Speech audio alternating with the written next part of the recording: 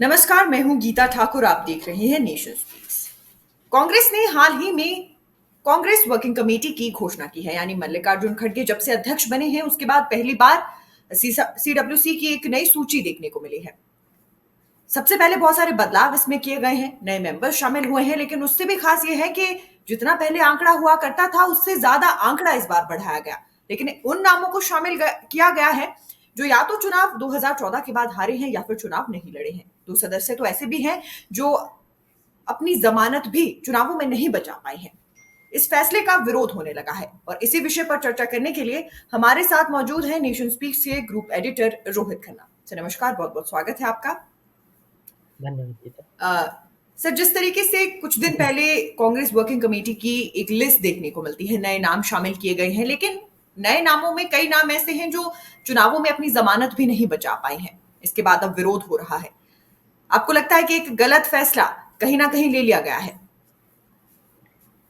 देखिए सही गलत के विषय में तो मैं नहीं कहूँगा, लेकिन हाँ, अगर विरोध हो रहा है तो अब उसको हम एनालाइज कर सकते हैं। बीइंग ए जर्नलिस्ट हम क्या कर सकते हैं, एनालाइज कर सकते हैं।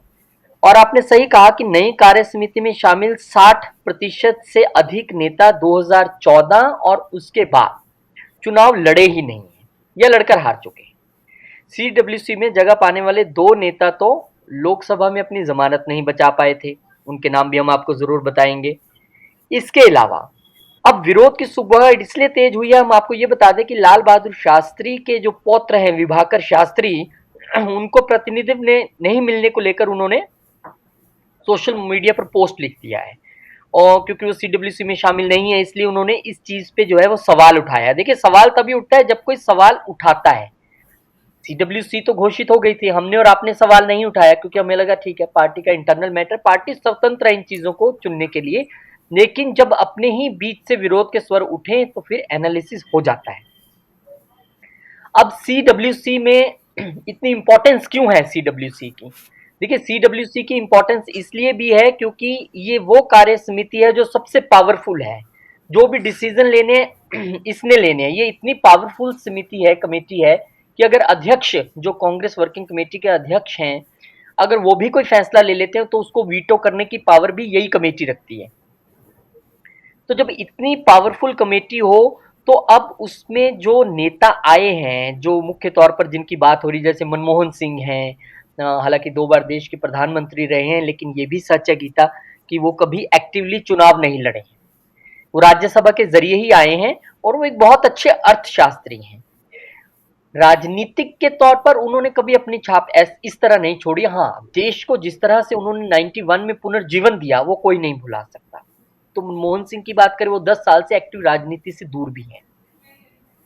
प्रियंका गांधी की बात कर ले तो 2018 में एंट्री करने के बाद राजनीति में आज 2023 खत्म होने वाला है, लेकिन अभी तक उन्होंने कोई प्रत्यक्ष तौर पे चुनाव नहीं लड़ा है, ना विधानसभा ना लोकसभा, ना वो राज्यसभा में गई। संगठन में काम करती हैं।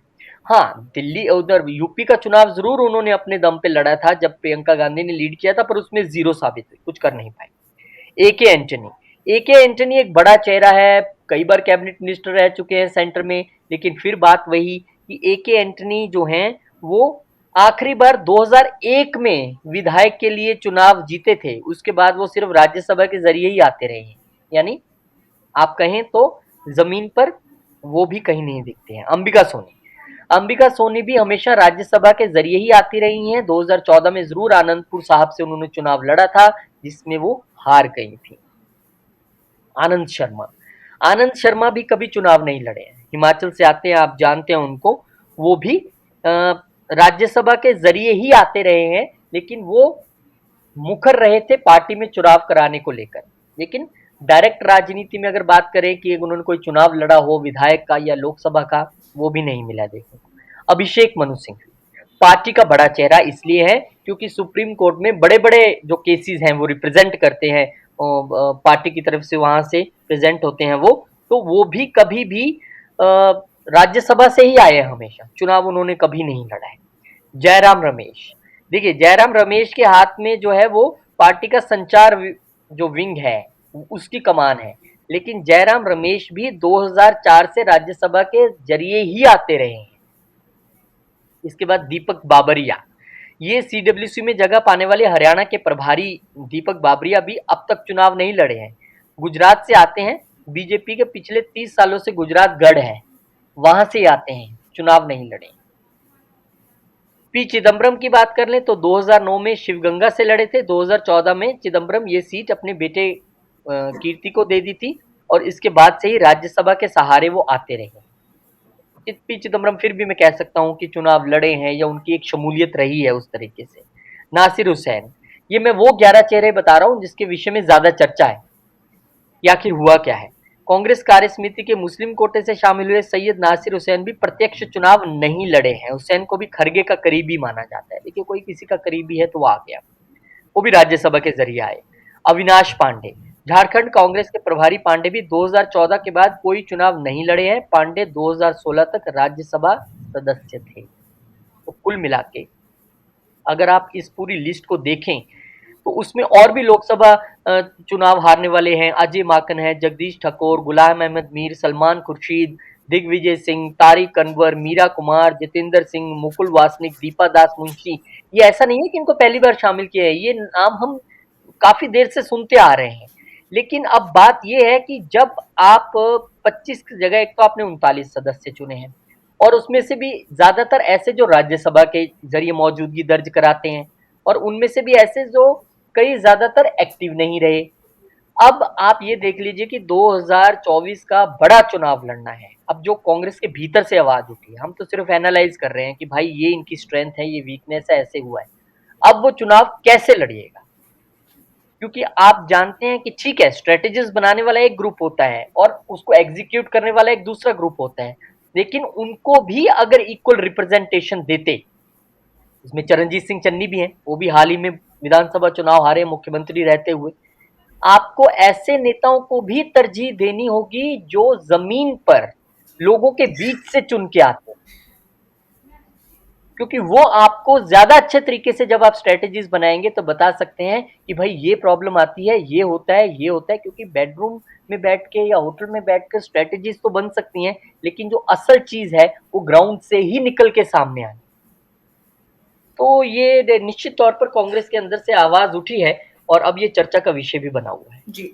और सर, क्या एक नई स्ट्रैटेजी, क्योंकि देखिए जब चुनाव हुआ और जिस तरीके से अलग अलग तरीके से मेंबर्स को चुना गया, एक स्ट्रैटेजी तो जरूर कांग्रेस की तरफ से बनाई गई होगी। आखिर ये फैसला क्यों लिया गया, उसके पीछे के कोई तो बड़ा कारण रहा होगा। देखिए, ये कहना गलत नहीं है कि राजनीति में एक्सपीरियंस भी बहुत बड़ी चीज है और ये जो बड़े नेता हैं तमाम जिनके हमने अब नाम लिए हैं, ये कहीं ना कहीं राजनीति में सक्रिय तो रहे हैं, किसी भी लेवल पे रहे हो, संगठन के तौर पे रहे हो, राज्यसभा के जरिए रहे हो। एक्सपीरियंस तो है, उसको मना नहीं किया जा सकता। जो हारे भी हैं वो भी लड़के ही हारे हैं ना। लेकिन कहानी ये है कि एक इक्वल रिप्रेजेंटेशन अगर होती, यानी कि उन लोगों को भी एक्टिवली शामिल किया जाता जो चुनाव लड़ते हैं, लंबे समय से 4 बार जीते हैं, 6 बार जीते हैं, हो सकता है कुछ ऐसे चेहरे भी हों, लेकिन ज्यादा नहीं है। और जब आप लोकसभा में एक बड़े गठबंधन के सामने लड़ने जा रहे हैं, एक मजबूत गठबंधन के सामने लड़ने जा रहे हैं जो देश में 10 साल से सत्ता में है, तो आपको और एक्सपीरियंस्ड और प्रैक्टिकल और जमीन से जुड़े और बिल्कुल फील्ड से आए लोगों की जरूरत होती है। ये अब डेफिनेटली जिसको नहीं जगह मिली है वो तो विरोध करेगा, लेकिन हाँ, ये अगर हम पूरा एनालिसिस कर ले इसका तो वो चीजें दिखती भी है। जी। और सर, अगर पूरे मुद्दे को कंक्लूड करना हो तो क्या कहेंगे।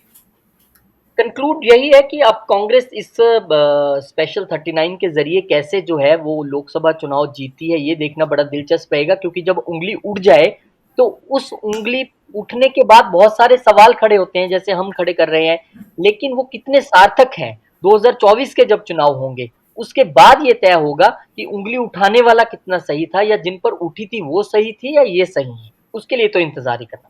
जी, बहुत बहुत शुक्रिया सर, आप इस चर्चा में जुड़े और आपने बताया, एनालाइज किया कि किसकी सीट कितनी महत्वपूर्ण थी, किसे चुना जाना चाहिए था और किसे चुना गया है। तो कुल मिलाकर यदि बात की जाए एक नई सूची, एक नई रणनीति, देखना यह है कि ये रणनीति कितनी सार्थक साबित होगी। तमाम अपडेट्स लेकर नेशन स्पीक्स हाजिर होता रहेगा। नेशन स्पीक्स के यूट्यूब चैनल को लाइक, सब्सक्राइब और शेयर करना ना भूलें।